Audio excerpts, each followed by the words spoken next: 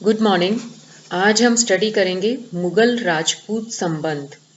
तो मुगल और राजपूत संबंध जो शुरू हुए थे वो तो स्पेशली अकबर के समय से ही शुरू हुए थे, लेकिन हम उनकी पृष्ठभूमि भी पढ़ेंगे तो ये जो संबंध हैं ये हम जब से मुगल साम्राज्य की स्थापना हुई यानी कि बाबर, हुमायूं, अकबर, जहांगीर, शाहजहां, औरंगजेब, इन सब का अध्ययन करेंगे कि विभिन्न जो भी मुगल रूलर्स थी उनकी पॉलिसी क्या रही और किन रूलर्स ने राजपूतों को सहयोग प्राप्त किया। महमूद गजनवी के आक्रमणों ने भारत में मुस्लिम राज्य की स्थापना का मार्ग प्रशस्त कर दिया था और 13वीं सदी के प्रारंभ में दिल्ली सल्तनत की नींव भी रखी गई थी। उसके पश्चात मेवाड़ के महाराणा कुंभा और सांगा के नेतृत्व में राजपूतों ने अपना सर्वोच्चता सिद्ध करने की तरफ करा, लेकिन खानवा के युद्ध में जो हुआ वो एक बार फिर से राजपूतों की हार हो गई और मुगल्स की सत्ता स्थापित हो गई। तो सबसे पहले है बाबर की राजपूत नीति। मुगल साम्राज्य का संस्थापक बाबर यदि चाहता तो राजपूतों के साथ सहयोग कर सकता था। राणा सांगा के लिए भी इस प्रकार की नीति को अपनाने के लिए अनुकूल अवसर था, परंतु एक दूसरे के प्रति अविश्वास और सर्वोच्चता के प्रदर्शन की महत्वाकांक्षा की वजह से ही दोनों एक दूसरे के विरोधी बन गए। पानीपत की विजय के बाद बाबर दिल्ली और आगरा का स्वामी बन गया, परंतु वह भारत का स्वामी नहीं बन पाया था। भारत में अपनी सत्ता स्थापित करने के लिए राणा सांगा से जो युद्ध था वो आवश्यक था। इसके लिए उसने विश्वासघात का बहाना ढूंढा। उसने अपनी आत्मकथा में भी लिखा है कि जब हम काबुल में थे तो राणा सांगा ने दूत में उपस्थित होकर यह निश्चय किया था कि सम्मानित बादशाह उस ओर से दिल्ली के समीप पहुंच जाए तो सांगा इस ओर से आक्रमण कर देगा। मैंने इब्राहिम लोदी को पराजित कर दिया, दिल्ली आगरा पर भी अधिकार जमा लिया, लेकिन उन्होंने किसी और के हिलने के चिन्ह भी मतलब यानी कि राणा सांगा ने अपना जो वादा है वो नहीं निभाया।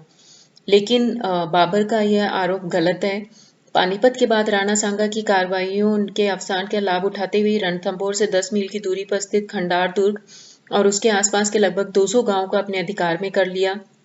दोनों के मध्य संघर्ष का जो एक प्रमुख कारण था वो सांगा द्वारा बाबर के अफगान शत्रुओं को सहयोग प्रदान करना तथा उसके साथ मिलकर बाबर को भारत से निकालने की योजना पर विचार विमर्श करना था।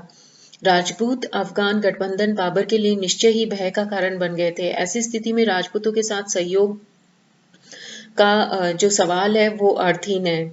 दोनों के मध्य खानवा का युद्ध लड़ा गया जिसमें राजपूत पराजित हुए, परंतु इसके बाद भी यदि बाबर चाहता तो राजपूतों की तरफ मैत्री का हाथ बढ़ाकर उनका सहयोग प्राप्त कर सकता था, परंतु उसने चंदेरी पर आक्रमण कर इस अवसर को भी खो दिया। भारत में अपनी जो नई सत्ता को सुदृढ़ बनाने के लिए बाबर ने राजपूत की शक्ति को कुचलना आवश्यक था, न कि राजपूतों के सहयोग की नीति को अपनाना। उसके बाद में है हुमायूं की राजपूत नीति। तो बाबर की मृत्यु के बाद हुमायूं बादशाह बना। हुमायूं के जीवन में भी एक दो अवसर आए जब मुगल राजपूतों की मैत्री और सहयोग को प्राप्त कर सकते थे, परंतु हुमायूं ने विवेकपूर्ण कदम न उठाकर अवसरों को उनको खो दिया। पहले 1334 ईस्वी में गुजरात के बादशाह ने चित्तौड़ का घेरा डाल दिया था और राजपूतों की स्थिति खराब हो रही थी। ऐसी स्थिति में राणा की मां कर्मवती ने हुमायूं के पास अपना दूत भेजकर सहायता की प्रार्थना की थी। कर्मावती ने हुमायूं को अपना भाई मानते हुए उनके लिए राखी भी भिजवाई थी और गुजराती आक्रमण में संकट में फंसी अपनी बहन की रक्षा करने का अनुरोध भी किया था।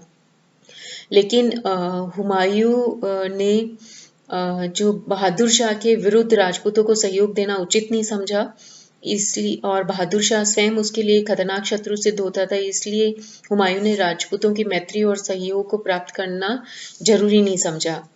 दूसरा, शेरशाह के हाथों पराजित होकर 1542 ईस्वी के आरंभ में जब हुमायूं सिंध में ठहरा हुआ था, उस समय मारवाड़ के राव मालदेव ने उसे शेरशाह के विरुद्ध सैनिक सहायता देने का संदेश भिजवाया, परंतु हुमायूं ने मालदेव के निमंत्रण को उचित महत्व न देकर ठट्टा के शासक शाह हुसैन की सहायता से गुजरात को जीतने की योजना को अधिक महत्व दिया।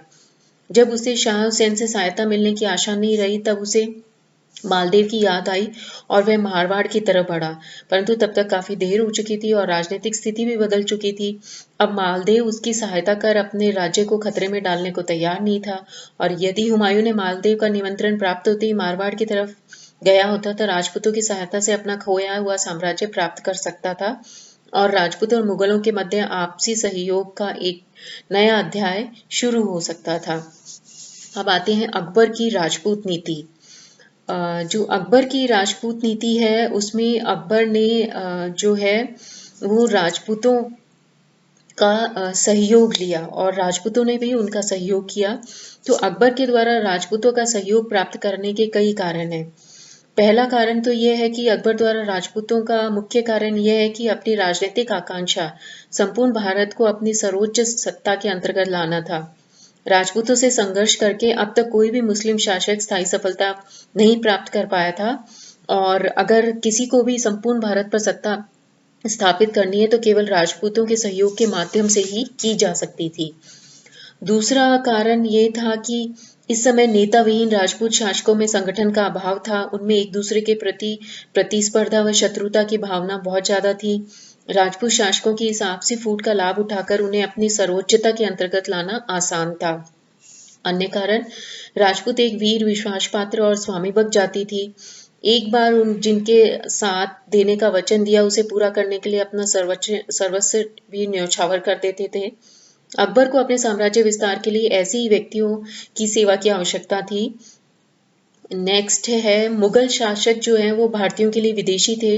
वे भी अपनी सत्ता को बनाए रखने के लिए विदेशी सैनिकों का ही विश्वास करते थे। उन्हीं की सहायता से वे अपने साम्राज्य विस्तार की सोचते थे।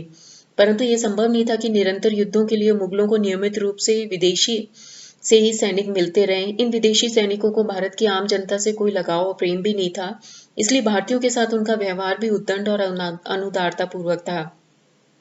वे अपने आप को साम्राज्य का निर्माता समझते थे और कभी-कभी अपने सम्राट के विरुद्ध भी विद्रोह कर देते थे। अकबर ये मानता था कि राजपुत्रों के सक्रिय सहयोग से इन विदेशी सैनिकों और अनेक नेताओं को आसानी से नियंत्रित किया जा सकता है। राजपूतों का सहयोग मिल जाने के आम जनता में मुगलों को विदेशी मानने की भावना भी समाप्त हो जाएगी और मुगल साम्राज्य की जड़ें भी सुदृढ़ हो जाएंगी। अगला कारण, बाबर अपने अमीरों तथा संबंधियों को अनुशासन और नियंत्रण में बनाए रखने सफल रहा, परंतु हुमायूं के शासन काल में वो बहुत ज्यादा उच्छृंखल हो गए थे। सम्राट की अवज्ञा और उपेक्षा करने लग गए थे। अकबर के शासन के प्रारंभिक वर्षों में भी ऐसा ही चलता रहा। अधम खां, पीर मोहम्मद, बैराम खां आदि सभी अमीरों ने अपनी महत्वाकांक्षाओं की पूर्ति के लिए सम्राट तथा साम्राज्य के हितों को भुला दिया था। अतः अकबर के सामने अपने उद्दंड मुगल अमीरों को नियंत्रण में बनाए रखने की गंभीर समस्या थी और ये सब राजपूतों के सहयोग से ही पॉसिबल था। अगला कारण, अकबर का जन्म जो हुआ था वो अमरकोट के शासक के राजमहल में हुआ था। वो एक राजपूत के घर में हुआ था, अतः उनके हृदय में प्रारंभ से ही राजपूत जाति के प्रति स्नेह और सम्मान की भावना थी। अकबर की माँ जो थी हमीदा बानो बेगम, वो प्रसिद्ध शिया फकीर मीर अली अकबर जानी की पुत्री थी जो उदार और सहनशील स्वभाव की थी। कुछ इतिहासकारों का मत है कि अकबर की विचारधारा पर उनके शिया शिक्षक अब्दुल लतीफ और संरक्षक बैराम खां तथा अन्य साधु सन्यासियों का भी उनका फर्क पड़ा। उनकी उदारता और व्यापक दृष्टिकोण से प्रभावित होकर ही अकबर ने न केवल राजनीतिक क्षेत्र में अपितु सामाजिक, धार्मिक, सांस्कृतिक क्षेत्र में भी राष्ट्रीय एकता स्थापित करने का उन्होंने निश्चय किया।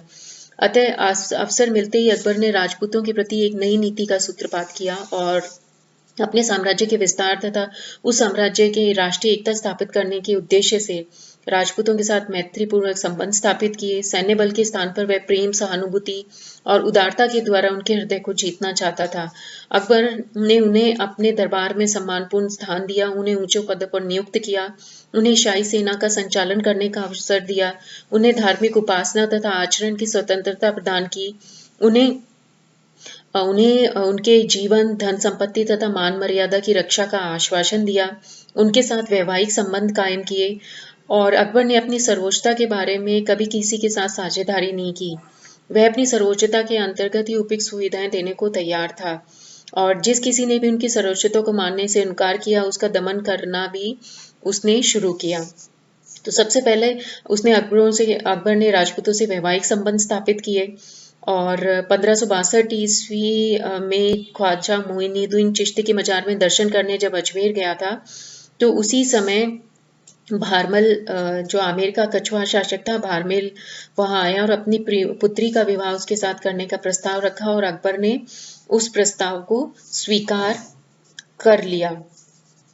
जो रघुवीर सिंह जी हैं उन्होंने लिखा है कि भारमल की पुत्री के साथ स्वयं विवाह कर अकबर ने राजपूताना के राजघरानों के साथ अत्यधिक निकट संबंध स्थापित करने की एक नीति प्रारंभ की और इसके बाद उसने जोधपुर, बीकानेर और जैसलमेर के राजघरानों के साथ भी अपने परिवार के वैवाहिक संबंध स्थापित किए।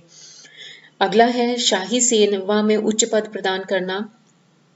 तो अकबर ने अपनी सर्वोच्चता को स्वीकार करने वाले राजपूत शासकों के भाई भतीजों और निकट संबंधियों को शाही सेना में ऊंचे पदों ऊंचे पदों पर उनको नियुक्त किया और इस नियुक्ति से ये हुआ कि अकबर द्वारा राजपूतों को सहयोग प्राप्त करने का उद्देश्य जो था अपनी सर्वोच्चता की स्थापना करना था और अपने साम्राज्य का विस्तार करना था। अब आगे ये है कि राजपूतों द्वारा सहयोग करने के क्या क्या कारण है कि भाई राजपूतों ने क्यों सहयोग किया। तो ये राजपूतों का ये है कि अपने भाई भतीजों के लिए भावी उन्नति और समृद्धि के साधन जुटाना था। अब वह समय नहीं रह गया था कि अपने समर्थों के साथ पैतृक राज्य का त्याग कर नवीन राज्यों में राजघरानों की नींव रखी जा सके, जैसा कि बीकानेर, जालौर आदि राज्यों के संस्थापकों ने दिखाया था। अब इन राजवंशी लोगों के सामने एक ही विकल्प रह गया था कि वह था मुगल दरबार का आश्रय लेना और साम्राज्य विस्तार के प्रयासों में अपनी स्वामी भक्ति तथा शूरवीरता से मुगल सम्राट को प्रसन्न कर उनकी कृपा से ऊंचा मनसब और जागीरदारी प्राप्त करना था। एक केंद्रीय सत्ता की सहायता की भी आवश्यकता थी। इसके अभाव में राजपूत राजाओं के लिए अपने स्वतंत्र प्रिय कुलीय समानता का दावा करने वाले वंशाकुल सामंतों को नियंत्रण में रखना भी अत्यधिक कठिन हो गया था। अपने राज्य में आंतरिक शांति व्यवस्था बनाए रखने के लिए भी यह अति आवश्यक था। इसलिए उन्होंने मुगलों के साथ सहयोग करने के लिए विवश होना पड़ा। धन्यवाद।